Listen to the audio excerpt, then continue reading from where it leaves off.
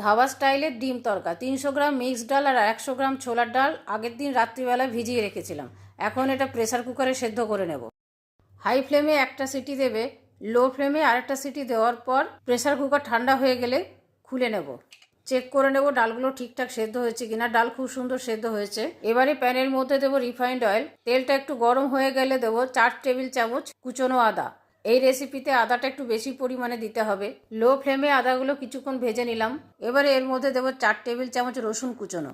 লো ফ্লেমে রসুন কুচিগুলো একটু ভেজে নিলাম। এবারে এর মধ্যে দেবো 4টে মিডিয়াম সাইজের পেঁয়াজ কুচনো আর দেবো কাঁচা লঙ্কা কুচনো।